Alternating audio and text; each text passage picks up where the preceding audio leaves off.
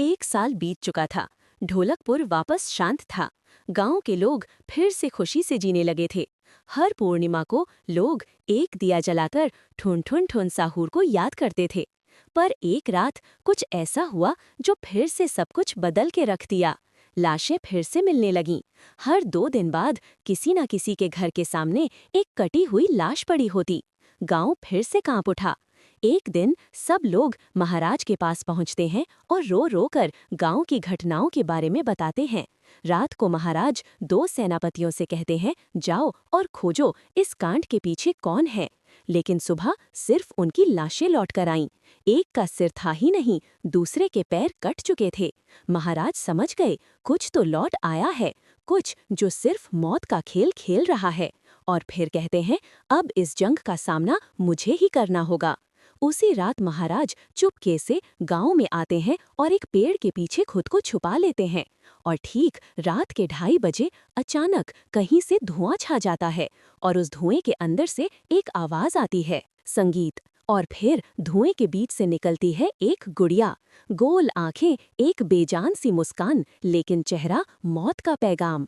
वो गुड़िया एक घर के गेट तक जाती है और बच्चों जैसा एक गाना गाने लगती है। उसके गाने की आवाज सुनकर एक आदमी बाहर आता है और अगले ही पल वो गुड़िया उसका सिर चबा जाती है। वो आदमी तरप तरप के वहीं जमीन पर गिर जाता है। महाराज सब कुछ देखते हैं, उनकी आंखें भर जाती हैं।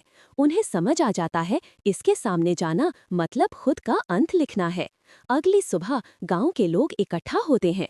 महाराज कहते हैं, ये पिछले भूत से भी ज्यादा डरावनी है। इसे सिर्फ वही हरा सकता है जो मौत को पहले ही हरा चुका है। और फिर एक पूर्णिमा की रात सब लोग दिया जलाकर पुकारते हैं, आप वापस आइए, आपके बिना ये गांव जिंदा तो है पर जीने जैसा नहीं।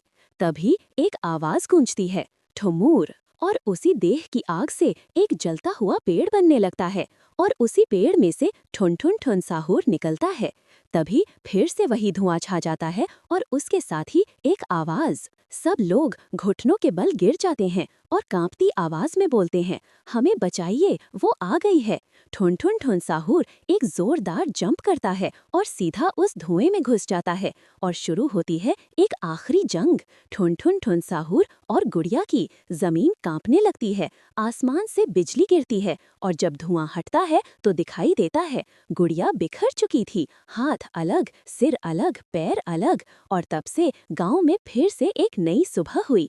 महाराज मुस्कुराए, गांव वाले जीने लगे और उस दिन के बाद ठुन ठुन ठुन साहूर सिर्फ एक भूत नहीं रहा, गांव का रक्षक बन गया।